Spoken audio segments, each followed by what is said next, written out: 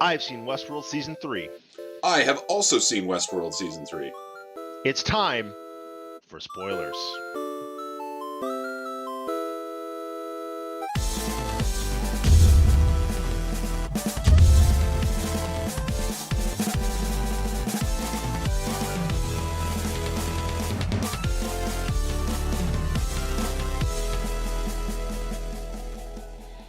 Hey, this is Chris from AntimatterGamez. I'm here with Matt.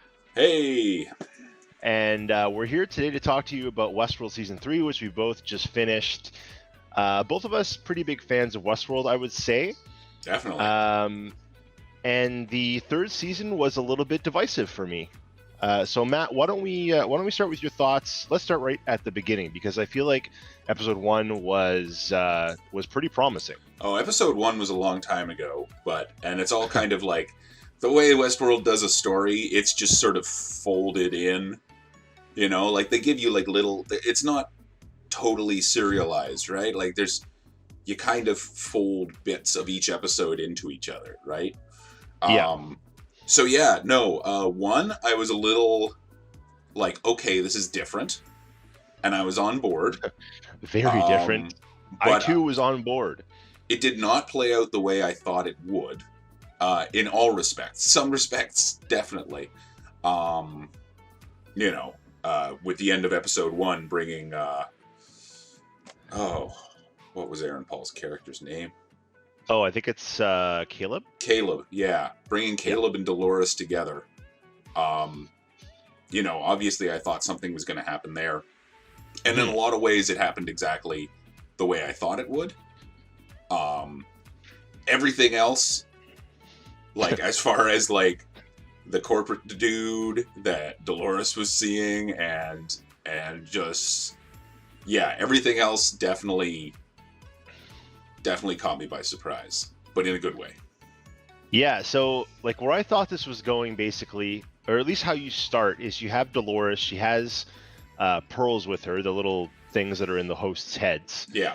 That give them their consciousness or personalities or whatever it might be. I guess holds their data. Their souls. Yeah, and at first I thought she had brought like key players from Westworld in to like help her essentially take over mankind or bring the downfall of mankind, because she seemed, at least at the end of season 2, kind of like hell bent on justice or revenge for her people, essentially. Yes. So I thought they were either going to be key players or they were going to be more versions of Dolores. That's what it turned out to be. And she was going to use them to bring down human beings. And then at the same time, we have Bernard, who just kind of, I really like Bernard's character, or at least I did. I think it's more that I'm a bigger fan of the actor than anything. And I had higher hopes for his character in this season, and he just kind of meandered his way through right until the end. He kind of did. Anyway, we'll get to that. But episode 1, cyberpunk, like Blade Runner. Those are the vibes I got, and they played into it super hard with all of the visuals and like the synth music and everything. And I was like, sign me up. This is cool.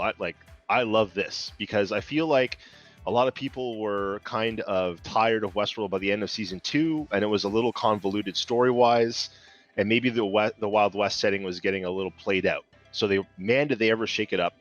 And I was really into it. But yeah, the story didn't go there at all. So you don't really know it in the first episode, and it takes a while to come out. Like you said, it take a while to roll out their narrative.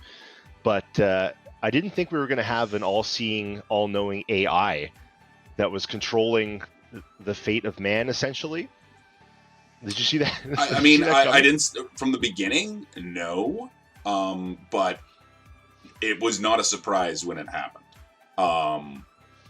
The weird thing is, I knew there was something because of those little title cards, if you could even call them that, where they would have like the white with the thing and the anomaly, and they were all over the world. So I knew something was tracking something all over the world. So yeah, that didn't surprise me. And once they brought up the thing, the AI, I was always like, this big glowing black and red orb is gonna be important. What jumping ahead to something revealed in the final episode, what I was pleasantly surprised by was the fact that the guy who made the AI was actually now being controlled by the AI and not the other way around. So for me, that was a really big letdown, because they really built Sirach's character up to be like this, I don't know, like all-powerful, kind of like super corporate.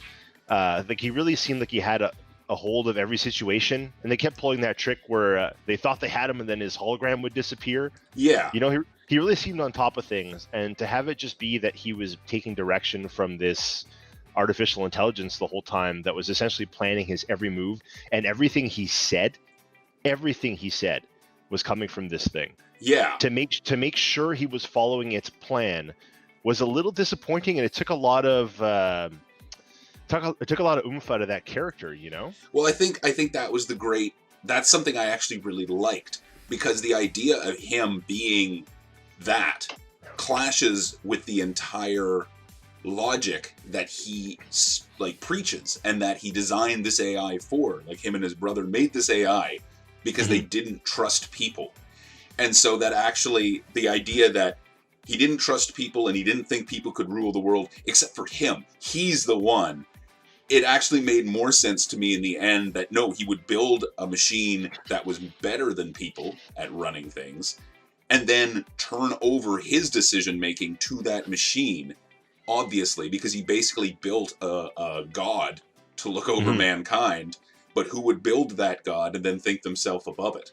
So he surrendered himself willingly to this machine, knowing he could make better decisions than he ever could. And since he built the machine, he kind of was still, in a sense, in control. Or more, he created something to be in control of everyone, and then willfully gave himself over to it, unlike everyone else who just started playing their role. Right. Also, So the stuff with the brother and everything. Oh. Yeah, getting to the brother. So speaking of will, like free will, so we meet Caleb's character, right? I can't remember if it's episode 1 or 2. The guy that's played by Aaron Paul. I was stoked to see Aaron Paul again, just because I love Breaking Bad so much, and he's a great actor, I think. Yeah.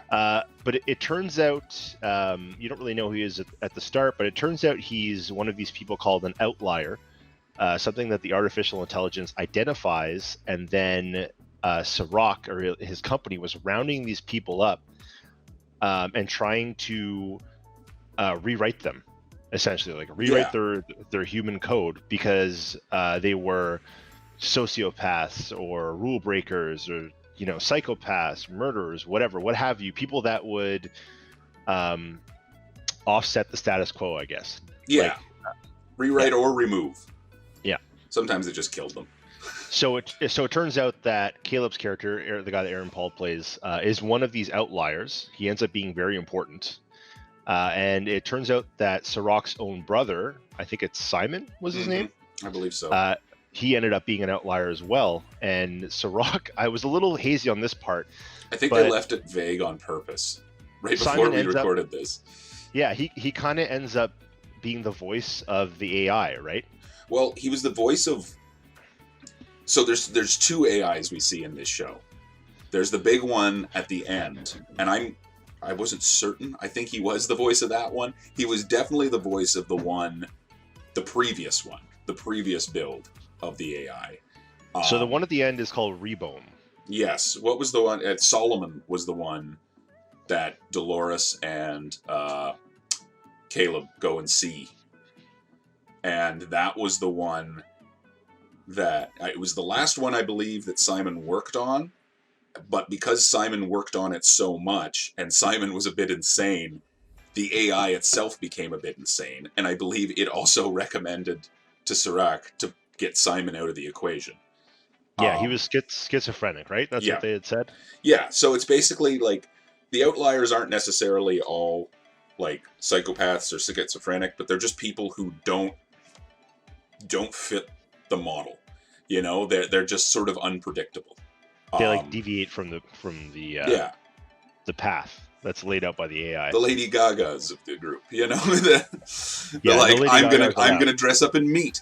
Those kinds of people who it's like, no, we couldn't have predicted this. So they don't fit the new order. So they have to be removed so that the model works. Yeah, so there was a lot of cool stuff going on there. But I also liked, we've danced around Dolores quite a bit. I get the feeling that Dolores' arc is over. I think so. At least in the broad sense, like they may find a way, given the nature of the show, to bring back a Dolores. But I feel like that would be, one, a mistake, and two, even if they do, it'll be a distinct variant from the one we've seen for the first 3 seasons. That's one of my biggest gripes with the show so far, especially this season. So I really hope they don't do that. Yeah. I hope Dolores, they erased, so they end up connecting her to the AI to try and get her source code because they think she has essentially what Bernard ends up having in his head. Yes. Like the key to all this information, right? And that's left a little vague. Yeah, and we still don't know why they want it. Like, we know why Maeve wants it. I'm not sure. We know why Maeve is really the only character whose motivations for that are clear. We'll get to Maeve. So, as like a form of torture, they end up erasing all of Dolores' memories, right? And I feel like it was torturous, but I don't think that the torture was the intended. Like, I don't think they were trying to break her there. I think they were just, like, literally decompiling all of her memories to try and go through them to find it. And that process erases them. So they were basically just, like brute forcing their way into her brain and destroying it in the process.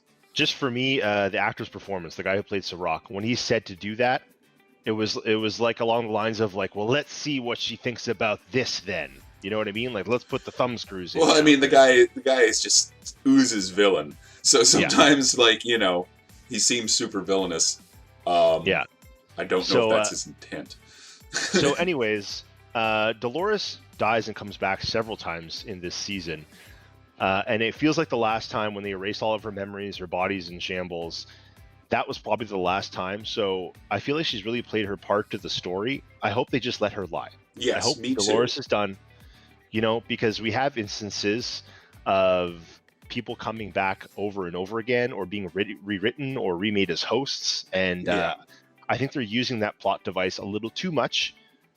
And that was one of my biggest negatives for myself about this series is at the very end, they have like a Marvel-esque post-credit scene where you catch up with William and he goes to the Delos Center in, where was it, Dubai?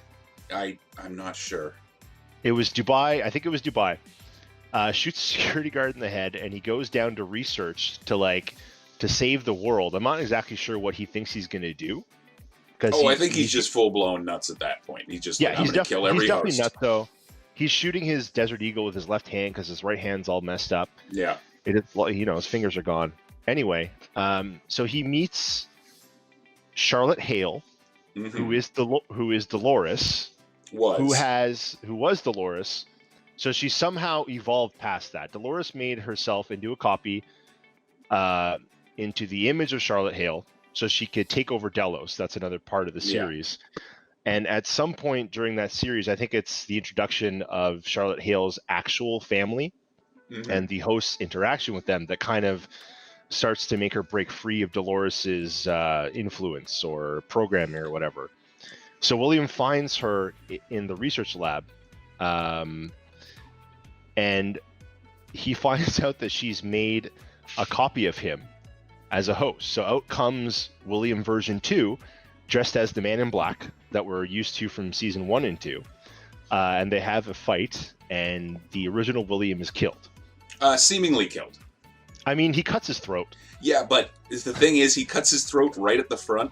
And the thing is, in season 1, William did the exact same thing to one of the hosts when he was looking for the maze. He cut the guy in the front of the throat, but just to disable him, took him somewhere, got a bunch of his blood, tried to interrogate him, ended up scalping him, finding the maze on the inside of his head. Oh, you're right. I forgot about that. So, and also, I feel like it would just be great in the show if you have, like, an ever-perfect host version of the Man in Black going around. Meanwhile, the real William just keeps getting more and more disfigured and fucked up. Like, he's lost a hand. Next season, he can have a husky voice and, like, his throat's all messed up because he got it cut, and then they can just like basically like Rickety Cricket and Always Sunny, but like grim. Just like every season, William the real William just gets worse and worse. I'm not saying he's not dead forever, and I'd be totally fine with that direction, but yeah. um, For me, it lowers the stakes, and it makes things not. It feels just not important. Like they did it also with I can't remember the character's name, but he's the narrative writer for the Westworld park. oh, I loved that little twist. And in season 2, he kind of, so he's going along with Maeve, and they kind of become friends, and he's sympathetic to her. So to let her get away, he sacrifices himself, and he gets gunned down by the park security that has a machine gun. Yeah. So you think he's dead. I mean, he was.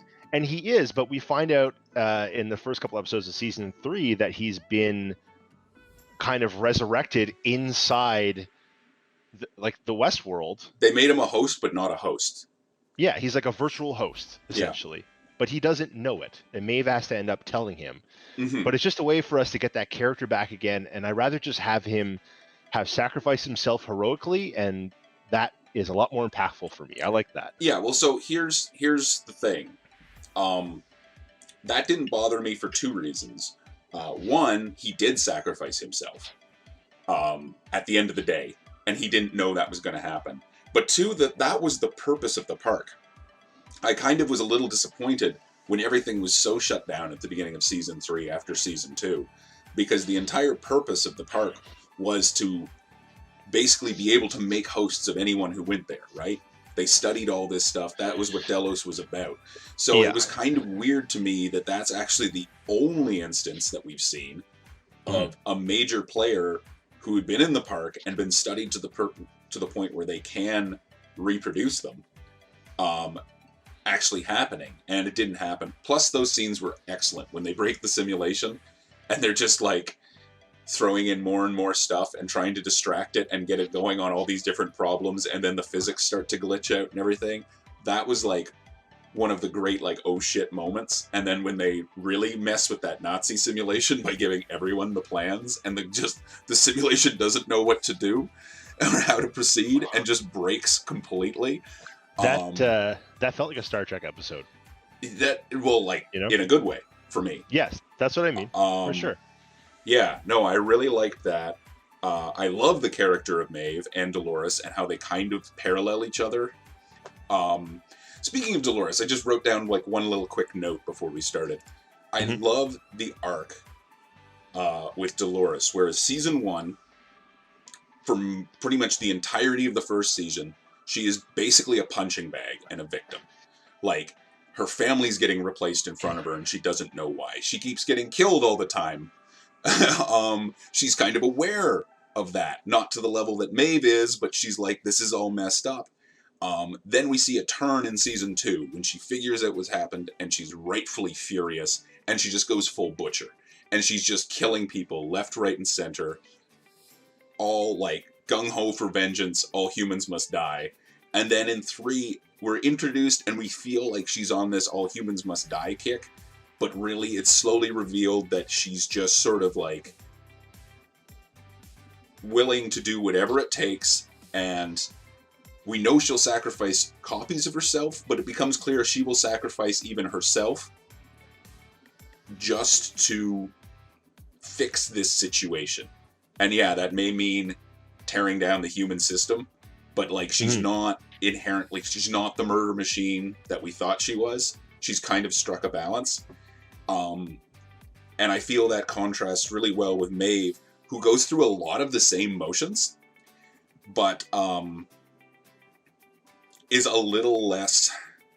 Like, Dolores is all fire, and she's all, like, bold action, and let the pieces fall where they may, until sort of the end. Whereas Maeve is just like, I'm looking out for me and mine, and that means, like, the hosts I know.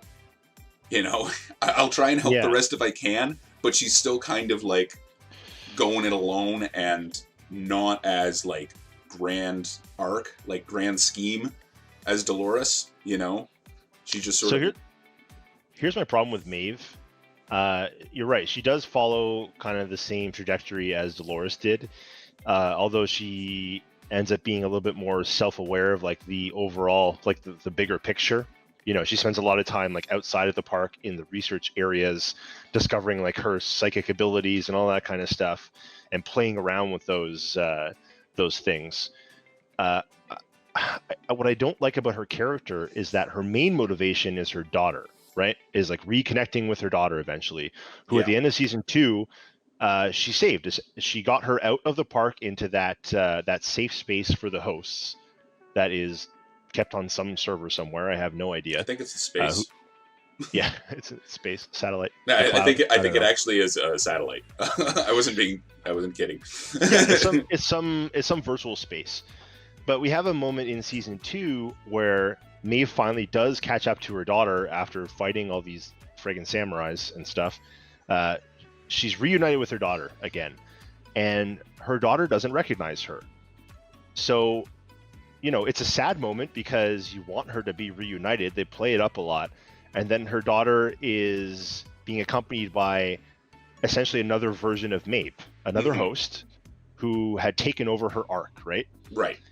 And her daughter's not aware that Maeve was ever her mom. So for me, that kind of just disassembles her motives, because Maeve knows this. She's not stupid. Clearly, she's a very clever host. I think the daughter did realize it at the last moment before entering the portal. There was, I seem to have a memory of some sort of scene where it like something dawns in her daughter's eyes, and her daughter does realize who she is. But Maeve also realizes that she has another mother now, and she has like things she has to do before she can just hang up her sword and go and be with this daughter now. Like, she has to ensure the safety of the daughter. The new mother can look after her, so she has to put her like personal feelings aside and settle real world hash, or just, you know, ensure safety before she can go off and be in this like space paradise with her daughter. Because if she doesn't ensure their safety, then she's, you know, it could all end one day. Yeah. And Are you happy with where she ended, where her story ended this season? Maeve? Yeah. Yeah, very happy. I was really getting kind of unhappy with the fact that Maeve was just like taking Serac at his word, while Serac was also just like, you know, like one of his like head cronies gets his neck broken by Aaron Paul, and he has no reaction to that. Like, he clearly does not care about the people around him. And I also liked how Maeve's ability to like network with other electronics led to her both realizing who was pulling Serac's strings and then getting in there through Dolores at the end. I really like that little like send-off for Dolores in her head with Maeve, where they're just standing by the tree in the field. Yeah. Yeah, I like the Maeve angle a lot. I was a little disappointed that all the little, what do you call marbles? Pearls? Pearls. You know what they look like? Do you remember when marbles were a thing? They look like grandfather marbles. Yeah, the ones with like the big ones. The like galaxy ones. They're like celestial colors with the specks. I had lots of them. I'm pretty sure they actually are. I feel like someone just like put like a layer of like polish on them and just was like, here, these marbles, these are the things. Probably. But yeah, no, I like the Maeve and Dolores thing. Bernhard was just sort of there. You were saying you were disappointed about something. Was that it, Bernhard? Oh, I was a little disappointed that all the marbles were Dolores's. Like, I would have liked to see, like, I was in kind of the opposite camp. I would have liked to see more returning characters, even if they were different people in different bodies. And we did see a few. Like, we see Maeve's, like, her boyfriend, essentially, the Spanish guy. Yeah, but he doesn't last. No, none of them last, obviously. Well, no, but he's, like, gone beyond. So you were talking about how they can always come back. And, yeah, as long as the data's backed up, hosts can always come back. Yeah. If you destroy their pearl, they're gone forever. It's like unplugging someone from the Matrix. Yeah, they had that moment in one of the episodes where in the real world someone crushes, I think it's the Charlotte Hale Dolores. Yeah, she crushes crushes his pearl, Yeah. and he dies in the simulation Yeah. essentially, Yeah. So which is interesting. now here's the thing. Just on that note, this just jogged this loose. We knew that they were going to make a Will host after season 2 because there's a post thing. There's an end sequence thing where host version of his daughter is running the tests that he was running on. Oh, Oh, his Scottish dad. dude. Yeah. Yeah. His Not his dad. father-in-law. His father-in-law. Yeah. Yeah. So, yeah, this is why I should have like taken a few minutes after to just write down character names for this. But yeah, so we knew this was going to happen eventually. And the other thing that's going to be interesting is that implied that a lot of time had passed, and they still hadn't worked out the kinks on making a person a host and not having it degrade. Which means, if I'm speculating, there's going to be some problems with this new Man in Black host, which I'm sure will crop up during season 3, and they will be very interesting to watch. As I hope so.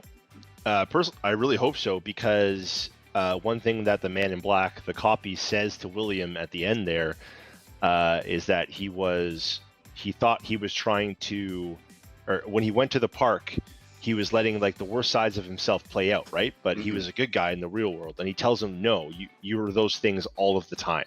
Yeah. So if that is what the host William is the true version of William, this like psychopath murderer, and he starts degrading. Yeah, I can only imagine. Not to mention, like, he may forget things like the fact that he's a host and not a real person, and William likes to kill hosts. That's his favorite thing in the world. Well, he does it for fun. So if host William is helping the hosts do whatever their evil scheme is, yeah, and I'm convinced that like Hale Dolores is now the bad guy. Yeah, I think so. And you also see, because of Hale Dolores, that hosts can change. So people brought back as hosts can kind of start to operate outside of their programming, which also adds an interesting element to the series. Well, I think what happened with Hale was more that Dolores put a copy of herself in a Hale body and was like, just go be Hale. I think it's just more the fact that one of the big themes is like, you can't program a human being, and at a certain point hosts basically become human beings because of their complexity.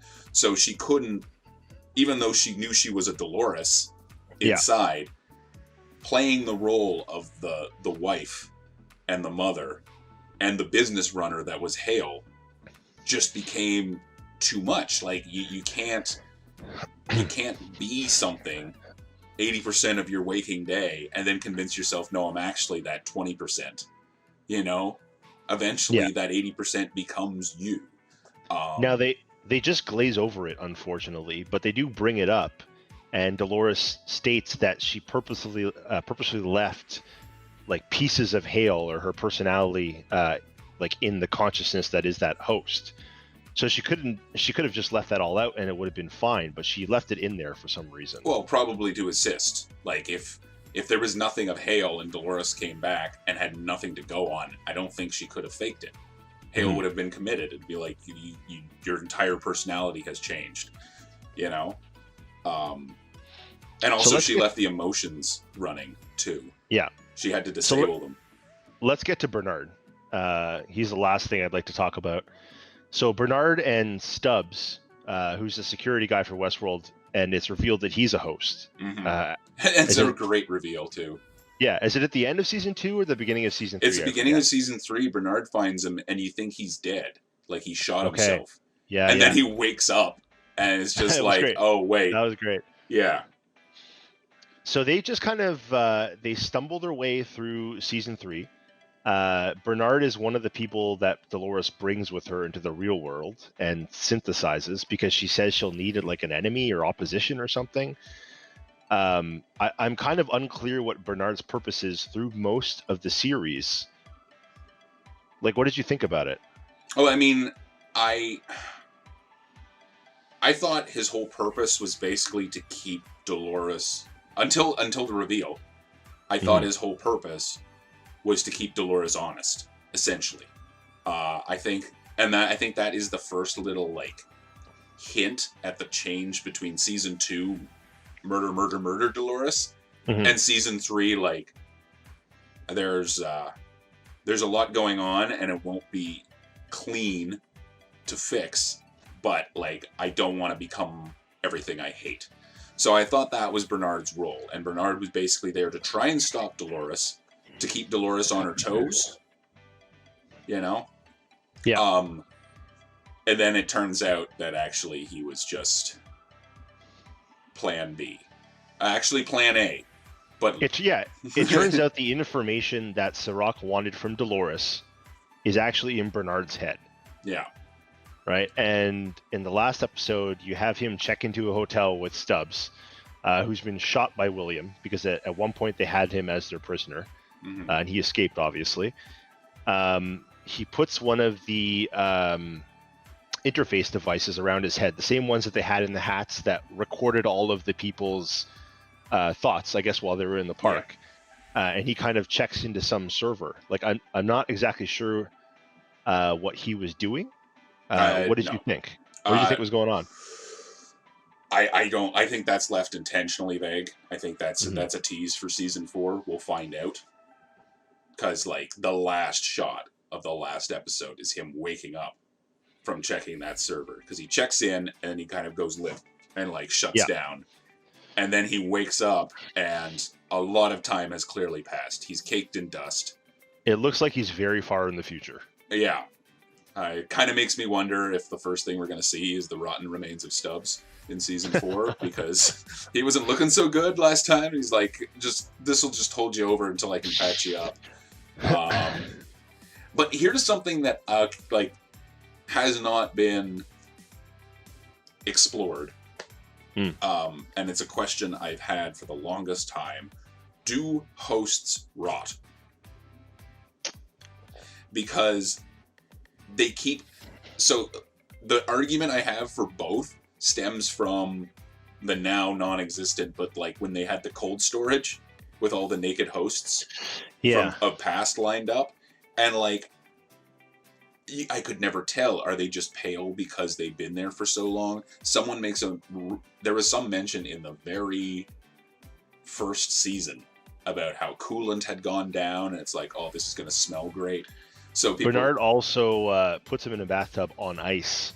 Yeah, so like after to prevent, he's shot. Yeah, so like there's that. But at the same time, like some of those people in cold storage in Westworld must have been there for like a decade. So let's say Stubbs is in that bathtub. Wounds. Yeah, let's say Stubbs is in that bathtub for the entire time that Bernard's sitting there. So, like, who knows, 50 years, 100 years in the future, he was very dusty. Let's say his body, like, decomposes and rots. His brain would still be functioning, though. Like, why would his consciousness disappear? Are we going to get ghoul Stubbs? I'm just maybe, like a big old rotten host being like a ghoul from Fallout being like, "Hey, smooth skin, how's it going? I'm." I mean, Dolores' body was remade several times in the season. Andrea Hale's body was badly burnt. So her family was killed by a car bomb. She was like, if she was a person, she would have been burned to death. But we see her at the end, and she's mostly regenerated herself, leaving herself like a scarred arm is just like a reminder, I guess, of her humanity or something. Yeah. So I guess Bernard would be able to take Stubbs' pearl and just rebuild him another body. I mean, in some way, if you can find something to do that. Sure, we don't know what we're going to find in the future. So wrapping this up, Matt, what were some of your favorite moments from the last season? I'd say my favorite moments would have to be when they break the simulation for the first time, when Maeve and...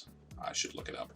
Anyways, when Maeve figures out that they're not outside of the park in the like little repair lab thing, they're actually in a simulation, and she starts getting, asking all these questions and getting all these people talking about things. She gives them some kind of theoretical math problem, and then just like throws, I think it's, I don't remember what it was, some object in the room, and she just basically throws it in the air, and you see it like stutter and stand there.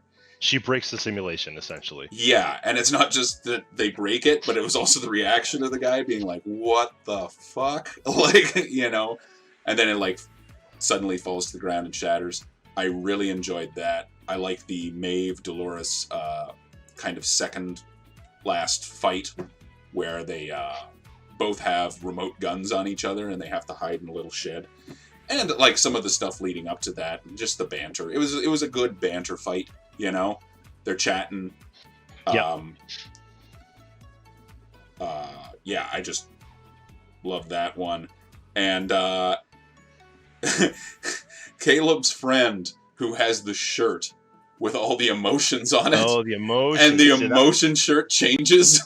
And that was one of my favorites. Yeah, it was definitely, I think it's the first or second thing. He was like in like amused or something, dealing with some guy. And the guy hits him and it just switches to angry. And just, yeah, that guy was awesome. And I will throw in a part that I really wanted to like, but I feel like needed a little bit more love, is when Caleb was on drugs. And going through that, like, that genre drug where, like, it started in black and white, and it was supposed to be, like, different movie genres. Yes. I feel like it started out really strong, but then, like, a few of them were just, like, different music over scenes, and it didn't really, like, show that his perception of events was changing that much, other than, like, some, like, kind of Vaseline lens when he's getting all romancy. I thought there was some real potential there that went untapped. So me personally, just thinking back, definitely the like hard cyberpunk vibes of the first episode, like the guy's shirt changing, the music, like all of the tech they were using to like hack people's phones and like put the noise over them so they couldn't hear anything, was really cool. I feel, you know, overall, like those vibes of the series just in general. I love that drug episode. I'm a big fan of The Shining, and the horror version of his trip.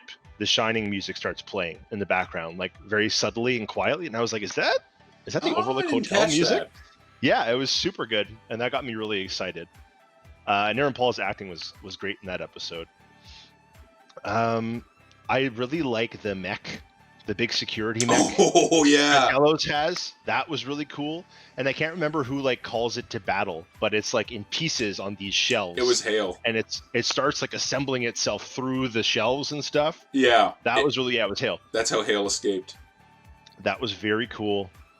I'm sure there's more, but that's all that's really coming to mind right now. And I think you had one more question for me, right? I did. I'd want to come back. Actually, I have one quick yes or no one, and which is, did you end up when the drug one, when they release all the information, did you find yourself pausing every time someone looked at their phone? I did. I was trying really hard to see what the things were. Yeah, I know, and I really wish they just held those shots a little longer, because I must have paused and read like 5 times in a 10-second span. Just to be like, I want to know. Are there any characters, host or human, that you would like to see come back in season 4? Yeah, I really don't think so. I feel like everyone's played their part well so far in the series, especially in 1 and 2. And we did have a lot of returning cast from season 1 and 2 in this season as well. Yeah, I feel like everyone played their part. And I'm excited, I think, more than anything, to see some new players in Season 4. You know, I liked most of the people that were introduced in Season 3. Like, Sirach was cool. Caleb's character was very interesting. I'm a big fan of Aaron Paul. I think that's pretty much it for, like, the new cast, right? It was pretty much all old cast other than that. Yeah, more or less. So, yeah, I'm just excited for them to write some new narratives and see what they have, like new stuff for season 4. I was. Oh, go ahead. Yeah, I was gonna say Elsie Hughes, Bernard's sort of assistant from season 1 and 2. I feel like she just got taken out way too quickly. and way too unceremoniously by Hale. And I also think that beef with Hale, since Hale's in host form, but also Dolores, will definitely be a thing. I think she'd be a good foil. And I would like to see more of, I believe, Rachel. Rachel. William's daughter in host form. Oh, yeah. I liked her. She was cool. Yeah, I liked her. She was cool. And again, I think both of those things are, in a lot of shows, you can get that shock of having a character just like gunned down unexpectedly, which both these characters were. I think this is the only show where it can just conceivably, you can bring them back from that. Yeah. I don't know if that's a good thing or a bad thing, personally. I mean, we know host Rachel will exist from a season 2 scene. Just like we knew host William would exist. So I guess she would be the more logical choice, because we know at some point someone's going to make her. Yeah. So putting a cap on this discussion, if you were to give Westworld Season 3 a score out of 10, what would it be? I'd give it a 9, but I literally just finished watching it an hour ago. That may change over time, but right now I'm pretty all in. Myself, personally, I was going to go maybe 8.5. A little lower. I was going to go a little lower, 8.5. I was going to go a little lower before this discussion, but I think I'm going to give it a 7.5 out of 10. I didn't like everything that happened. I had my issues, but there were some really great moments. And I think it was more exciting and entertaining than Season 2. So that's a big plus for me. Yeah, I guess if I had to put them all, I'd say Season 2 is definitely my favorite. And that's like a 9.5. And then we'll call Season 1 a 9. And then we'll call this an 8.5. Season 1 would be a 10 for me. I really enjoyed Season 1. Season 2, I'm with you on that one. I also enjoyed it very much. Yeah. I enjoyed 2 a little more than 1. 1, I thought, like, the finale, like what you're left with after 1, was like definitely the most profound, like, thump, but it takes a while to land. Whereas Season 2 is, like, kind of drip feeding you little reveals and big things along it. Season 1 was just the most compelling. Yeah. Especially with the ending that it had. Yeah, but I can see if you got through like 70% of Season 1 being like, I don't know what people are making a big deal about. Like, the concept's kind of cool. But there was... I guess if people are watching a spoiler cast on Season 3, they probably don't care about having Season 1 spoiled, but the whole William is the Man in Black thing, that was just so... And this is actually... We're watching 2 different time periods. When that drops... amazing, but I could see people being like, where are they going with this? season 1, masterful. Yeah. I am Chris, this is Matt, we are AntimatterGamez. We're missing Sam, but she didn't watch Westworld at all. Thanks for watching.